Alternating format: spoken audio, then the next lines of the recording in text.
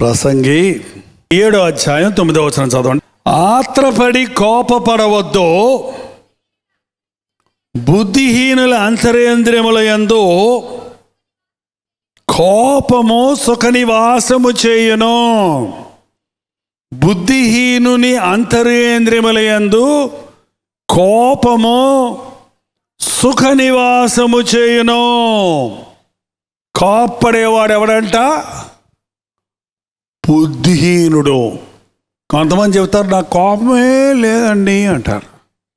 అబ్బే నేను అస్సలు కోపపడ్డండి, నా జోలికి ఎవరిని వస్తే మాత్రం ఊరుకోనండి, నాకు ఊరక రాదండి కోపం, నన్ను రెచ్చగొడితేనే కోపం వస్తుందండి అంటారు కొంతమంది. ఏంటండి కోపం అంట? బుద్ధిహీనుని హృదయంలో బుసుబుసు అంటుంటుందని ఉంది. అక్కడ ఎట్లుంటుందంట? సుఖ నివాసం చేస్తుంటుందంట. సుఖంగా కూర్చొని ఉంటుంది. మీరు బుట్టలో పాము ఎట్లుంటుంది చూసారు మీరు ఎప్పుడన్నా? ఇట్లా ఇట్లా ఇట్లా ముడుచుకొని, తలకాయ ముడుచుకొని కూర్చుంటుంది. వాడు ఆ పాములోడు ఏం చేస్తాడంటే మూత తీసి ఇట్లా అంటాడు, బుష్ అంటాడు చూసారా?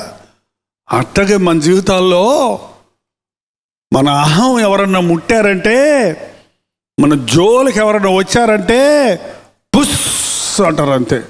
పూర్వకాలం భర్తలు కోప్పడేవారండి. అసలు ఇవాళ స్త్రీలు గుడ్లు ఉరిమాడంటే భర్త అంత దూరం పారిపోతున్నాడంట. నిజమేనమ్మా?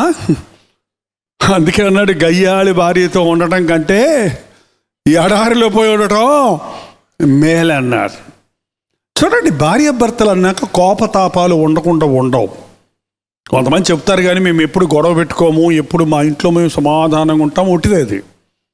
ఎందుకంటే భార్య భర్తలకు స్వేచ్ఛ ఉంది కాబట్టి, మనసులో ఏముండదు కాబట్టి గబగబ బయటపడిపోతారు. తప్పదు. ఒక్కోసారి భర్త కోపడతారు, ఒక్కోసారి భార్య కోపడవచ్చు. తప్పేం లేదు. భార్యకి ఏం అధికారం లేదని చెప్పలేము. భార్య కూడా కోపడవచ్చు, తప్పేం లేదు. ఏంటంటే బైబిల్ ఏం చెబుతుంది? కోపపడుడి కానీ పాపం చేయకండి. అంటే మీ కోపము పాపము చేసే స్థాయికి దిగజారిపోకండి. ఇంకో విధంగా చెప్పాలంటే, ఇంకో ట్రాన్స్లేషన్లో ఏముందంటే, పాపము విషయంలో తప్ప మరి దేని విషయంలో కోపడకండి. పాపం విషయంలో మాత్రమే కోపం. అంతేకాదు, మీ కోపము సూర్యుడు అస్తమించే వరకు నిలిచి ఉండనీయకండి. కోపపడితే తప్పు లేదు, కానీ కోపాన్ని మనసులో దాచుకుంటే, కోపం మనసులో పెట్టుకొని పడుకుంటే, నిద్రపోతే, కొంతమంది భార్య భర్తలు రాత్రులు గొడవ పెట్టుకొని ఇక నిద్ర వస్తుంది, రేపు పొద్దున్న చూసుకుందాం పడుకో అన్నాడంట ఆయన. అంటే మళ్ళీ పొద్దున్న లేచి మళ్ళీ మొదలా పాఠం ఏంటండి? నిద్రకు పోయే ముందే ఒకరితో ఒకరు ఏం చేయాలి? సమాధాన పడాలి. కోపం మనసులో ఉంచుకుంటే దోసపిండి ఊరబెడితే పొద్దునకి ఏమవుద్ది చెప్పండి? బుర్ర ఊరుతూ చూసారా? కోపంతో మనసులో పడుకుంటే పొద్దున్నకల్లా పులిసిన పిండిలాగా అది ద్వేషం అయిపోద్ది, అది ఈర్ష్య అయిపోద్ది, అది చివరికి హత్యలకు దారితీస్తుంది.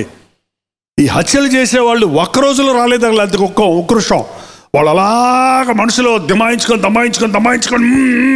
అనుకొని అదను చూసుకొని ఒకళ్ళొకళ్ళు చంపేసుకుంటున్నారు. ఇవాళ చూడండి ఎంత భయంకరమో.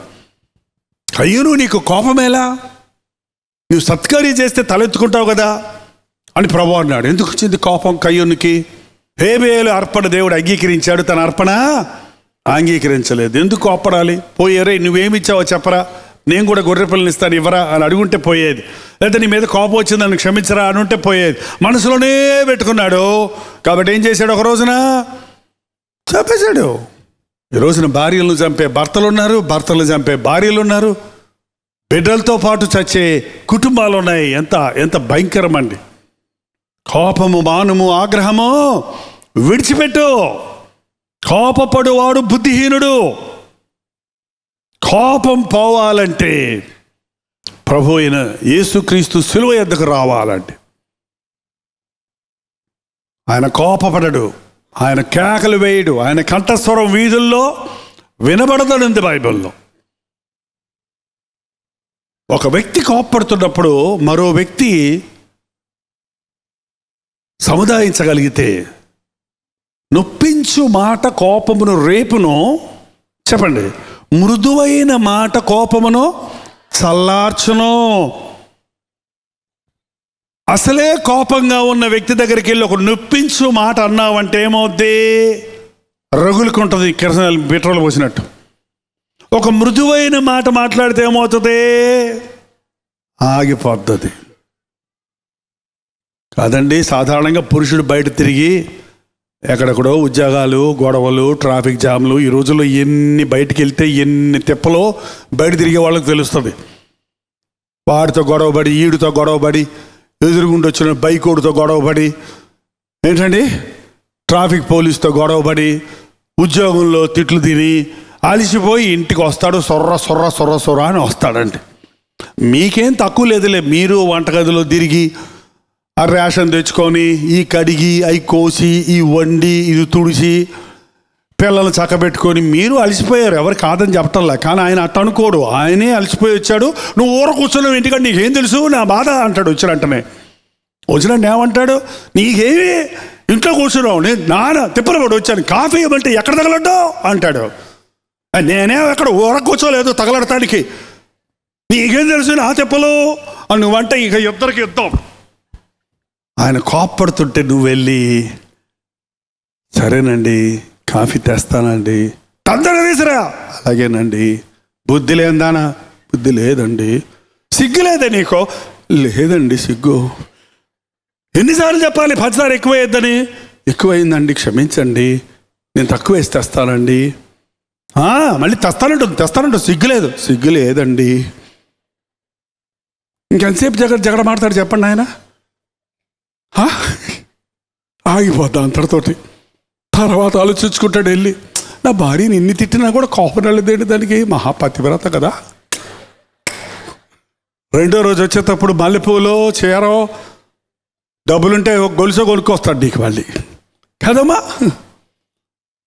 భార్య సొరసొరం అంటుంటే భర్త తగ్గించుకో, ఏమైందే, నీ భార్యే కదా, నీ ఇల్లే కదా, నీ సగం శరీరమే కదా, భార్య దగ్గర తగ్గించుకుంటాను నేను అనతో. మృదువైన మాట కోపాన్ని చల్లారుస్తుంది. నొప్పించు మాట కోపాన్ని రేపుతుంది. వాళ్ళ కుటుంబాల్లో కలహాలండి చిన్న విషయాలకండి, చిన్న విషయాలకంతే. గబక్కడి మనసు సిస్టర్స్ కొంతమందికి చెయ్యి అక్కడికి వెళ్ళిపోద్ది, నీతోనే కాపురం చేయడం కొత్తవే. అది ఎందుకు తెంచుకుంటారో మరి అర్థం కాదు. శాంతము ద్రోహ కార్యాలు జరగకుండా పాపుతుంది. కోపంలో చేసిన కార్యాలు జీవితాంతం మచ్చలుగా వెళ్ళిపోతాయి. ఆయనకు అలాగే కోపం వచ్చి స్నానానికి వెళ్తూ అక్కడ 100 రూపాయలు పెట్టేలేడంట. ఆ బిడ్డ చిన్న బిడ్డ పాప చిన్న బిడ్డ వచ్చి అదేదో ఇట్టి నలుపుకొని నోట్లో పెట్టి నమిలిందంట. ఆయన బయటకు వచ్చాడు, కోపం వచ్చింది. ఆ 100 రూపాయలతో మరి సారాయి కొట్టుకెళ్దాం అనుకున్నాడు, సిగరెట్ కొనుక్కుందాం అనుకున్నాడు. ఆయన కోపం వచ్చి ఇలాగట్ట కొట్టాడంట బిడ్డని. ఆ చిన్న బిడ్డకి ఇక్కడ తగిలితే ఏమవుతుంది? గిరగిర తగిలి పడి చచ్చిపోయింది బిడ్డ. ఆ తర్వాత జీవితం అంతా ఏడ్చాడంట. క్షణికమైన ఉద్రేకంతో నేను చేసిన దానికి నా కన్నబిడ్డను పోగొట్టుకున్నా. అందుకే కోపం పడేవాడు బుద్ధిహీనుడు అయిపోతాడు. వాడు ఏం చేస్తాడు వాడికి తెలియదు. మీరు కోపడిన వాడు పొద్దునుంచి సాయంత్రం దాకా ఎండలో దున్నొచ్చినోడు ఎంత అలసిపోతాడో 5 నిమిషాలు 5-10 నిమిషాలు గిజ్జుకున్నవాడు అంత అలసిపోతాడటండి. మీరు చూడండి, గమనించి చూడండి. అన్నాడు మంచి లీ అంటాడు. పాపం ఏదో పొలం దున్ని వచ్చినట్టు, ఏదో పెద్ద కథకారి చేసి వచ్చినట్టు రక్తం అంతా ఉడికిపోద్ది, బీపీలు పెరిగిపోతున్నాయి. ఈసారి మీ ఇంట్లో ఎవరికన్నా కోపం వస్తే మీరు ఏమనకండి, ఒక అద్దం తీసుకెళ్ళి వాళ్ళ ముఖం చూపించండి. కోపం వచ్చిన నీ ముఖం ఎట్టడో తెలుసా? ఎంత అందంగా ఉంటుందో తెలుసా? కళ్ళన్నీ జేవరించుకుపోయి పళ్ళు బయట పెట్టి అంటుంటే వాడు చూసుకొని వాడి ముఖం అలా చూసుకోలేక నవ్వేస్తాడు. మీరు చూడండి కావాలంటే. కోపం మనిషిని మృగం కంటే నీచంగా మారుస్తుంది, బుద్ధిహీనుడు చేస్తుంది. కోపపడేవాడు బుద్ధిహీనుడు, చెడుతనముతో ఆటలాడేవాడు బుద్ధిహీనుడు, దేవుడు లేడు అని మనసులో అనుకునేవాడు బుద్ధిహీనుడు. బుద్ధిహీనులు అసూయ చేత చచ్చెదరు. అసూయ పడేవాడెవడు? బుద్ధిహీనుడు. అసూయ అంటే తెలుసండి? ఎర్రగా ఉంటుందా, తెల్లగా ఉంటుందా, నల్లగా ఉంటుందా, పొడుగుగా ఉంటుందా, పొట్టిగా ఉంటుందా తెలీదు. ఆ మనసులో ఆ అసూయ ఎట్టొచ్చుతో తెలియదు అంట. ఇంకొకరిని పొగిడితే నీకు ఎంత కోపం వస్తుందో కదండి. ఏంటి ఇలా చేసావు వంకాయ కూర, మా అమ్మ అయితే ఎంత బాగా చేస్తుందో అని చూడండి, మీ ఆవిడికి ఏమవుద్దో. అక్కడే పోయిదానండి, ఆమెనది చోటు పెట్టమనండి అంటదా లేదండి? అదే అసూయ అంటే. అలాగా అండి, నేర్చుకుంటానండి మీ అమ్మగారి దగ్గర అన్నావంటే నువ్వు మంచి మనసు ఉందని అర్థం. భార్య ఎవరినన్నా పొగిడితే చాలు భర్తకి ఎంత రోషం వస్తుందో. ఒక్క మాట నాకంటే గొప్పడా, వాడిని చూసుకోపోయావా అంటాడంటే అంటే అదే అదే నీచమైన బుద్ధి అండి.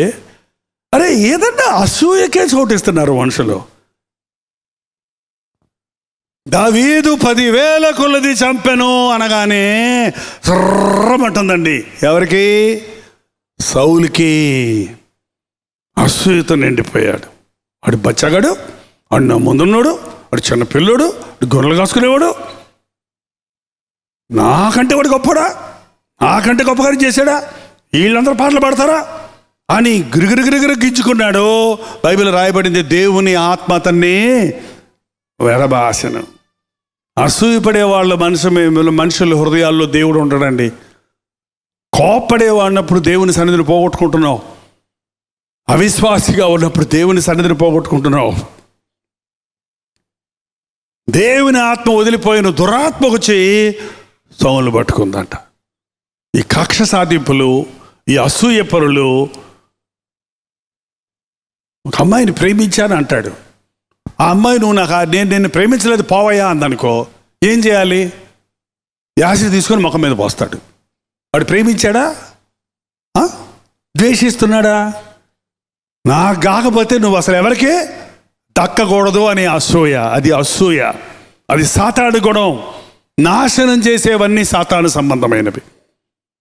అసూయ పరులు, బుద్ధి లేని వారు అసూయ చేత చచ్చెదరు. చెప్పండి 5 ఎవరో 4 చెప్పాను. దేవుడు లేడని మనసులో అనుకునేవాడు, బయటకు అనరం, మనసులో అనుకునేవాడు బుద్ధిహీనుడు. చెడుతనము ఆటగా చేసేవాడు బుద్ధిహీనుడు. కోప్పడివాడు బుద్ధిహీనుడు, అసూయపడేవాడు బుద్ధిహీనుడు.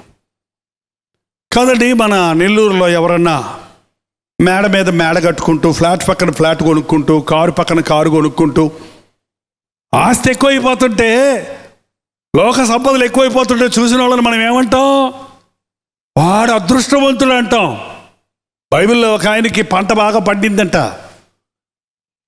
గాదెలు చాలలేదు, కొత్త కొట్లు కట్టించి కొట్లలో ధాన్యం నింపుకొని ఈజీ చైర్లో హాయిగా కూర్చొని, నా ప్రాణమా యెహోవాను సన్నుతించుము, ఆయన చేసిన ఉపకారములలో దేనిని మరువకమన్నాడా?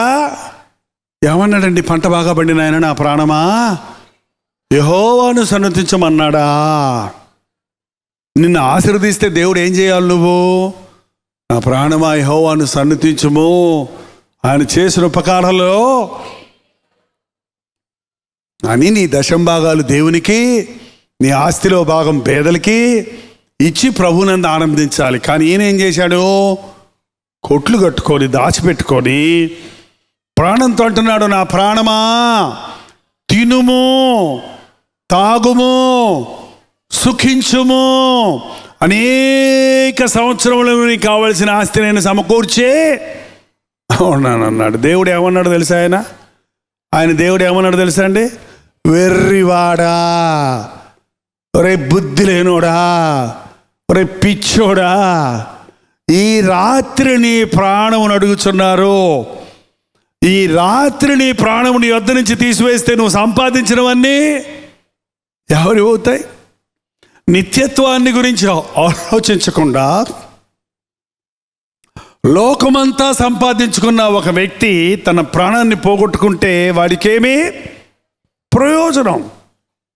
అందరూ భూ సంబంధమైన వాటి విషయమే అక్కరపడుతున్నారు కానీ మరణించిన తర్వాత ఉన్న నిత్య జీవాన్ని గురించి ఆలోచించిన వాడు బుద్ధిహీనుడు.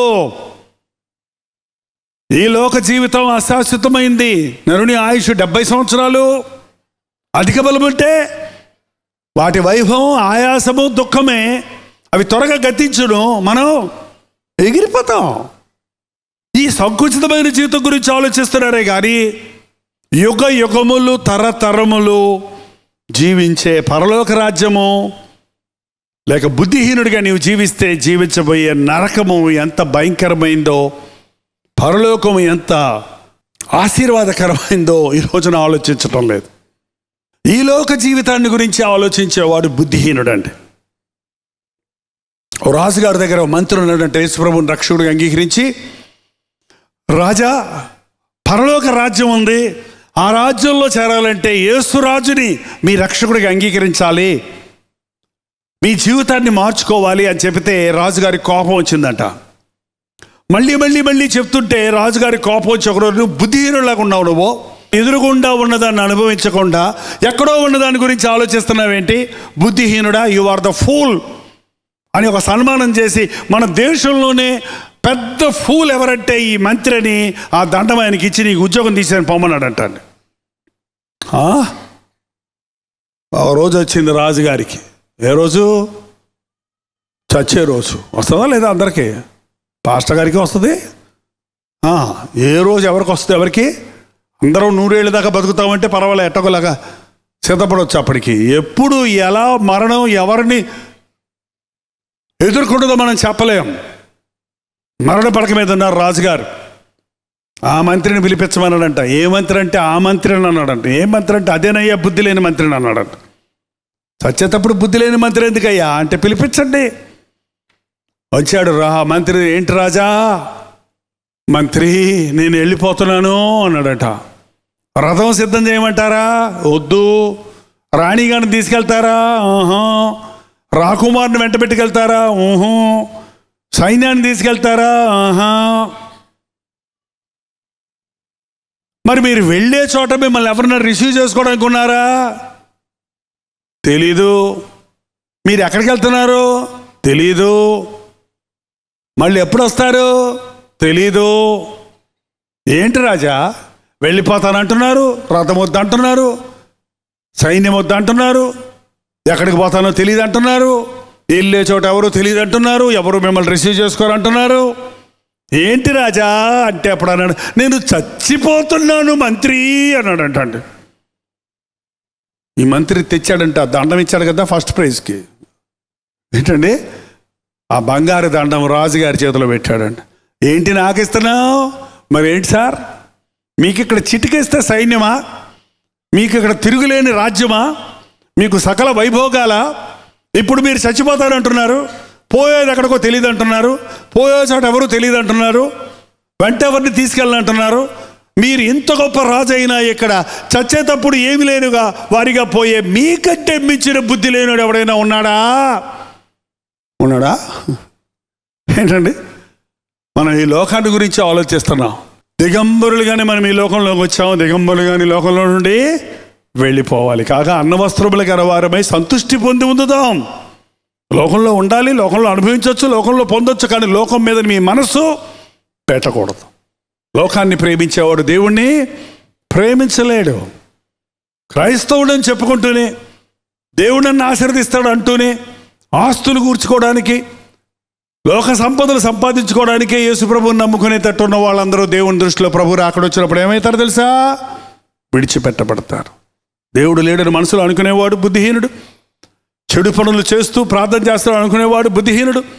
కోపపడేవాడు బుద్ధిహీనుడు. అసూయపడేవాడు బుద్ధిహీనుడు. లోక సంపాదనే సమస్తం అనుకునేవాడు బుద్ధిహీనుడు. మా పాపములను కడిగయ్యా, మా దోషములను కడిగయ్యా, నీకిష్టము లేని జీవితాల నుండి మమ్మల్ని విడిపించు నాయన.